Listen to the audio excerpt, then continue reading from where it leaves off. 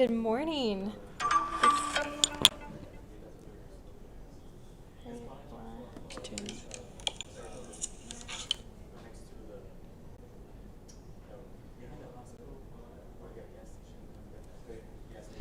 Good morning. This is Hope and Carly today, and we're about to give you a look at the end of the week's forecast. Touch on today, but really dive into what the complication of the end of the week and what we're expecting Thursday and Friday.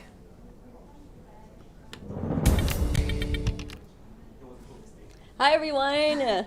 Yeah, what's up? The time now is 10:58 a.m. I'm meteorologist Carly Smith, and Hope Welland is here as well. Yes. Yeah. What have you seen in the forecast so far this week?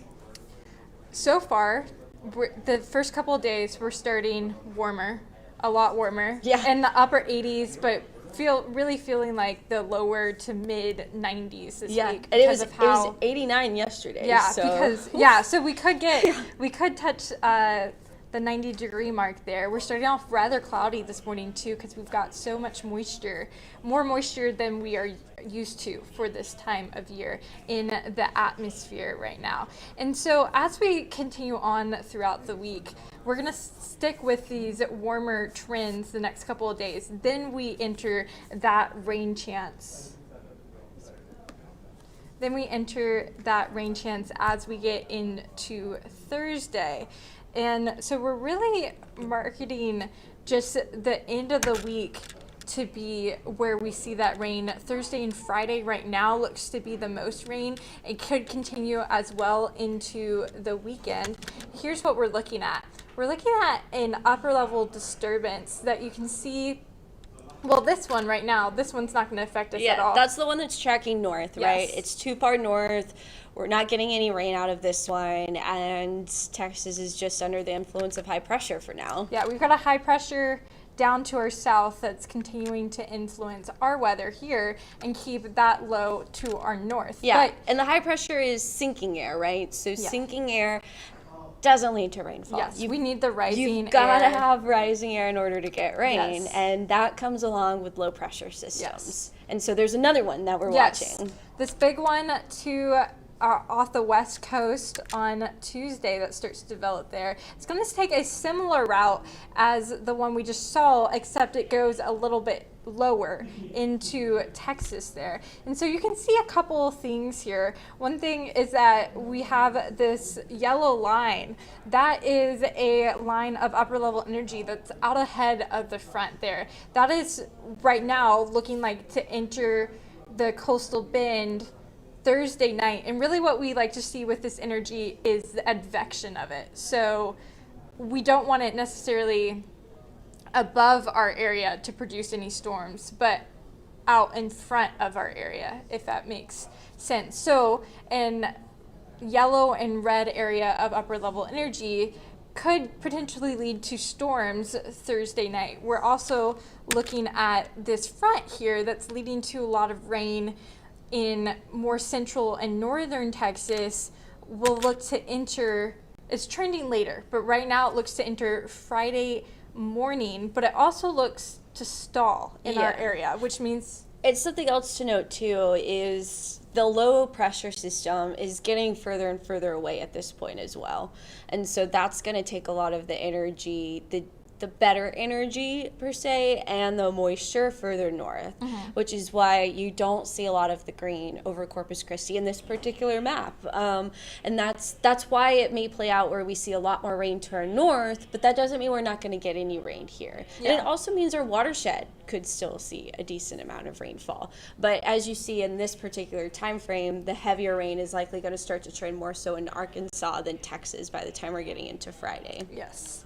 And when I mentioned the upper level energy, that's going to give us lift, which if we do see, storms form, that lift can help it strengthen in the upper levels there. So really we're looking out for storms Thursday night as of right now, and then continuing rain into Friday morning potentially, and then even into Saturday. Right now we may see some rain because that front does stall over our area with the current trends of the model. This is a map of the precipitable water, or all the water in the column of air above us. And the purples and reds here, that's indicating dry air. And you can see just a gap of like light grays or lightly colored greens. That's because this time of year we're usually drier and there's less water vapor in the atmosphere anyways. But what I wanted to point out is this is for Friday, is that it does show that front. As you can see,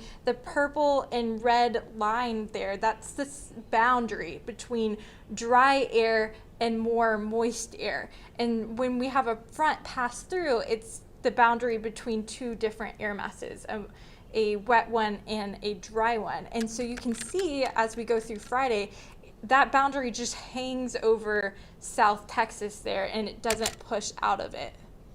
Yeah, and the boundary that Hope was talking about can also essentially, whether it's a cold front, sometimes it's a dry line, the boundary between humid air and dry air does produce an additional form of lift. So you can, even though saying into Saturday or earlier into the forecast period as well, we have some greens showing up. That's abundant moisture, which can lead to storms.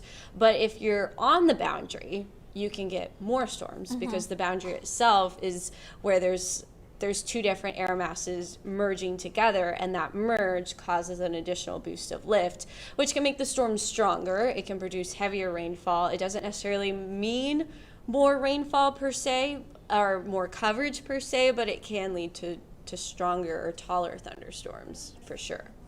Especially if that boundary just sits there over like Friday into Saturday. And so we were talking about the more northern and central parts of Texas being closer to that upper level low.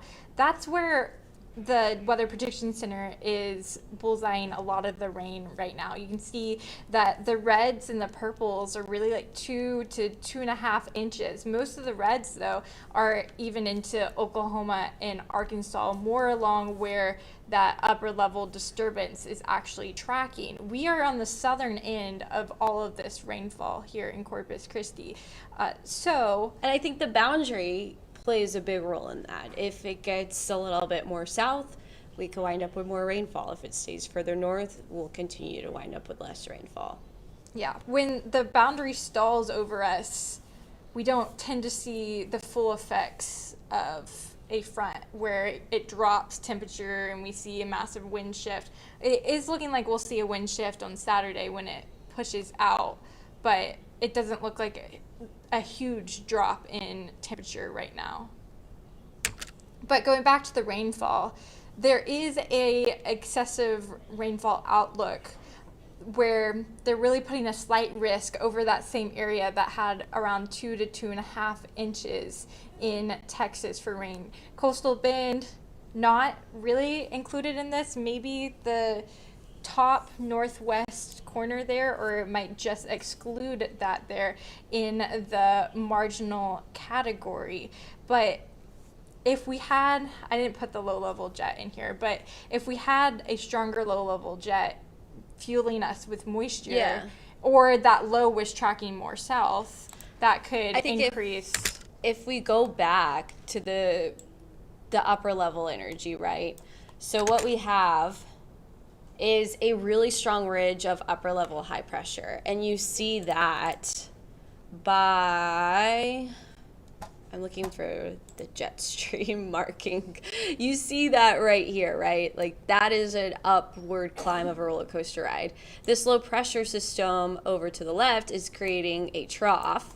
So the trough is the downhill roller coaster ride, the ridge is the uphill ride. And that uphill ride leads to warmer temperatures and less rainfall as well.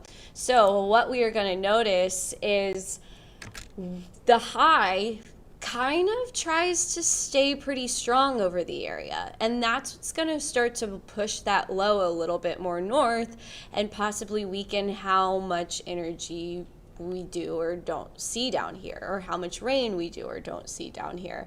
As of right now, this is still in a position that gives us some rainfall, but the further north it tracks, you see the less rain potential that we have. And so if the high set up in a better position, like you said, to increase the low level jet, because that's essentially the difference between the high and the low, pushing more wind out of the south.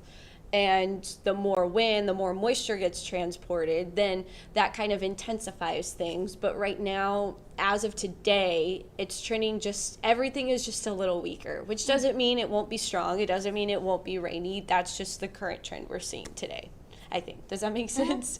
Yeah, yeah. Anyway, you can pick the next graphic, Hope. Yeah.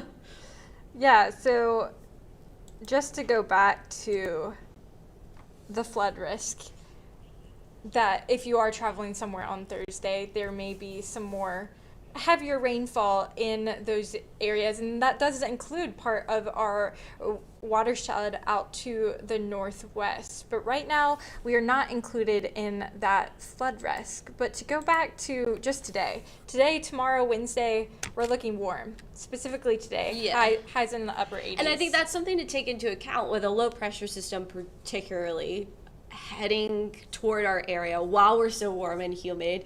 That's essentially building the energy that could be available when the colder air, the drier air moves in, and that can turn into fuel for thunderstorms. And so because we're going to be so warm and humid, that means we've got to have our guard up, I think, for the potential of storms. Even if they wind up being more to our north, we're still warm and humid, and you can't let your guard down at this point in time, because that's just a lot of energy that wants to be used. And I think with the upper level energy entering Thursday night, what it looks like right now, it looks to advect early enough on into Thursday night that we may still have some instability in the area due to daytime heating. Yeah. Alrighty. Do you have anything else to add, Carly? I don't think so. I think we've done a great job. We have highlighted Thursday into Friday here on our 7-day forecast. It's not a weather impact alert. Right now, we're just highlighting the trend of the rainfall trending later into Thursday and Friday, and also the potential for storms, I think, Thursday night as well. Now, we do have some rain chance for Saturday and Sunday too. If that front stalls over the weekend, that would produce some more rain there. Yeah. And so we definitely are heading into an unsettled weather pattern. The high pressure is still holding on strong. It's still going to try to hold on strong, I think, with that first low pressure system, or really it's like the second or third. But with the low pressure, we're highlighting Thursday and Friday for an upper level low that's going to track through with a cold front, right? And that system in particular, the high is still going to try to hold its ground on that system. But what's happening is a second low does look like it follows pretty close behind the Thursday, Friday low. And that could be entering Monday, Tuesday timeframe of next week. And if for some reason this first low doesn't produce what we were originally thinking, the second one will make up for that. Because what the first one is going to do is weaken the high, and then the second one's going to come in and have more unstable atmosphere, more instability to tap into. If we don't end up seeing the storms this week. Yes. What happens is when we see storms, that instability goes away after. But also the high will be weakened, and so that opens up a door to have for more lift versus more sinking air. Yes. Yeah. Alrighty, comments. I think we're good. So if y'all don't already have it, we stream on the 3 News Plus. Of course, we're streaming on that right now if you're watching on Facebook Live. But that will be all for us today. Yeah, thanks so much for watching.